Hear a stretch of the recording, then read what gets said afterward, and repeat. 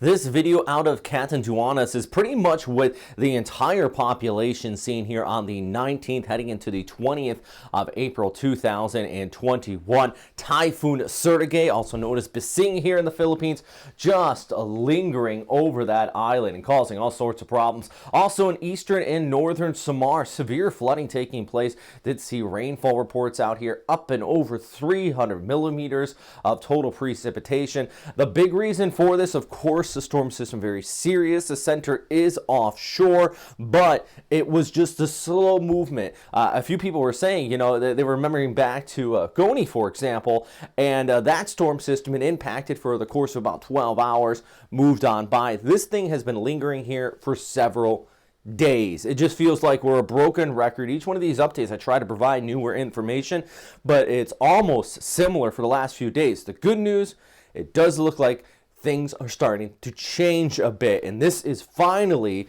starting to shift towards the north, away from Samar, away from Catanduanes, which is still being absolutely raked by the outer fringes of this storm system. Winds right now 212, gusting to 259 kilometers per hour. Pressure is at 935 hectopascals, so it is continuing to fill a little bit. The pressure has come up just a little bit according to JMA. This is another thing. The eye, a lot of people look at this eye and they say, wow, okay, it's so big. That indicates a powerful storm. What I see is a ragged eye here. And what I mean by that, remember a few days ago, this was a very tight centric eye wall. Well, now it's starting to get a little bit of drier into it, wrapping around the western periphery. One reason why I think places like the Cagayan Valley, all the way down towards Manila, you will get scattered showers, but it's not going to be devastating floods because of dry air influencing the western side of this storm system, which is also eventually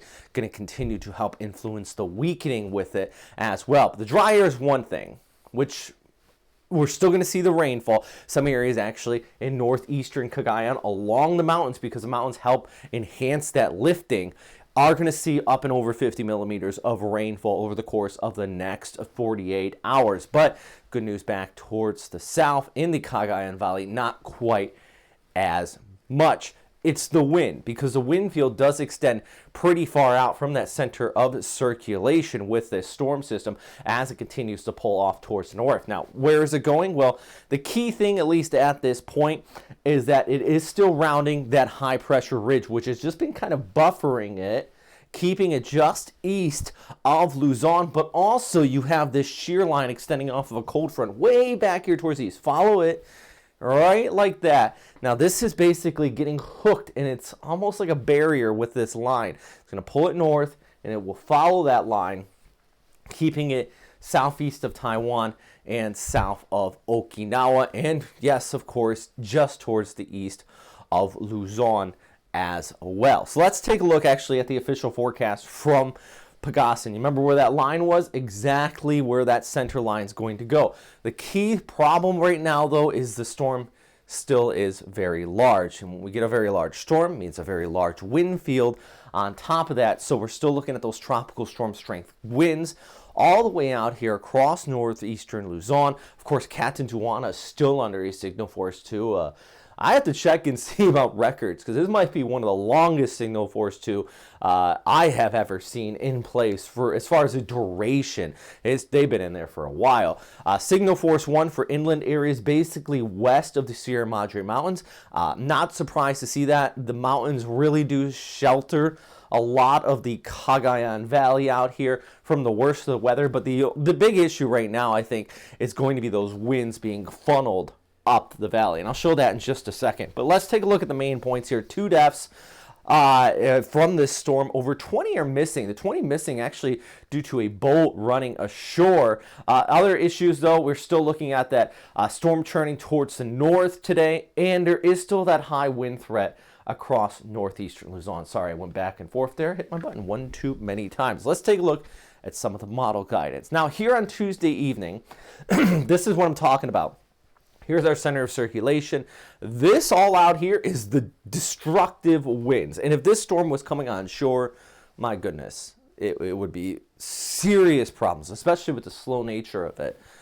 Thank goodness it is offshore. It still is causing problems, but the higher winds are really out there. Now, we are still going to look at those tropical storm strength winds across northeastern Cagayan all the way down through eastern Isabela, Aurora. But also, despite the mountains, you have that funneling effect like I mentioned. So places like Iligan actually going to be seeing those gusty conditions up to about 50 kilometers per hour, sustained more about 20 to 30 kilometers per hour here as we go ahead through Tuesday. Heading into Wednesday morning, still getting those due north winds coming in with, of course, the gusty conditions along the immediate coastal areas. By Wednesday evening, the winds will start to back off as our storm system begins to shift a little bit towards the north and east. Still got the winds, actually, Pangasinan, winds coming in off of the coast up the valley there as well. So even if you're on the western seaboard, you still have that wraparound effect coming in from that. Then eventually still pulling off here towards the north as we go ahead into Thursday morning and watch all the way out through Friday. Our storm kind of lifts up. And if you're in Taiwan, of course, you're watching this closely, the southern Japanese islands as well. Big wave maker, but it is going to stay south of you as it pulls towards the north and eventually shifts off towards the east as well. Just one more look at what I'm talking about here. Still a dangerous storm. I mean, shipping is going to be affected. So maybe you got that package coming in from Hong Kong or something. It might take a little bit. Hey, thank you very much for everybody who's been helping me out on Patreon. I really appreciate it. Got a bunch of new people here. I actually have to update this. Last 24 hours, a bunch of new people have signed up to $6 or $10. I mean, it's not a lot, but it does add up over time, which is fantastic. And we're going to get some new graphics here pretty soon on this channel. It's going to look really good. All right, so check out that Patreon if you want to. You don't have to. I only request that from people that actually provide it. At the very least, share out the video. Thank you for watching all the way to the end. The algorithm loves that, and it helps get this video shared out more, and hopefully we can help people, right? That's one of the big things. Please subscribe to this channel, though, and also you can follow me on all these social media platforms if you have any questions, comments, or anything like that. If you have any photos or videos, because every single photo or video I use is stuff that people have sent me. I try to reach out, but I like to confirm the details of stuff, and I don't want to give you a video that's not real, from a previous storm system. I notice a lot of people do that. So anyways, yeah, thanks for watching, and of course, as always, stay safe out there.